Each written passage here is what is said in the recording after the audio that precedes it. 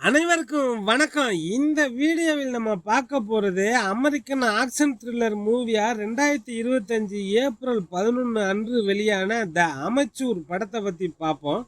இந்த படத்தோட கதையை பற்றி லைட்டாக சொல்கிறேன். அமெரிக்க புலனாய்வு அமைப்பான சிஐஏவில் ஒரு டீகோடராக வேலை பார்க்குறார். ரொம்ப பிரில்லியண்டான இன்டலெக்சுவல் புத்தி கூர்மையான அறிவாளி புத்திசாலி நம்ம ஹீரோ. இவருக்கு ஒரு மனைவி. அவங்க வேலை சம்பந்தமா பிஸ்னஸ் மீட்டிங்னு லண்டனுக்கு போறாங்க. ஹீரோவையும் கூப்பிடுறாங்க. நான் வரல, நீ போயிட்டு வான்னு சொல்லி அனுப்பி வைக்கிறார்.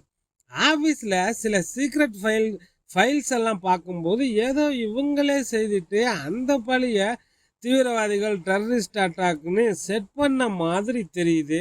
இவரோட ஹையர் ஆஃபீஸர் அலெக்ஸ் கிட்ட இதை பற்றி கேட்கலான்னு வேகமாக போகும்போது இவருக்கு ஒரு அதிர்ச்சிகரமான செய்தி வருது. லண்டனுக்கு போன இவரோட மனைவியை 4 முகமுடி போட்ட நபர்கள் சுட்டு கொண்டுட்டாங்கன்னு.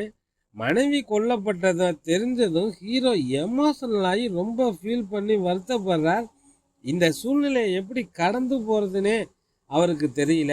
நேரே இவரோட பாஸ்கிட்ட போய் எதையாவது செய்யுங்க பாஸ், அவனுங்களை சும்மா விடக்கூடாதுன்னு கேட்குறார். பாஸ் அலெக்ஸ் ரொம்ப கூலாக, அவசரப்படாதீங்க, லீகலாக என்ன பண்ணணுமோ அதை அந்த கவர்மெண்ட்டே பண்ணும், நீ பொறுமையாக இருன்னு சொல்கிறார். இதுக்கப்புறம் இவனுங்களை நம்பி புரோஜனம் இல்லை.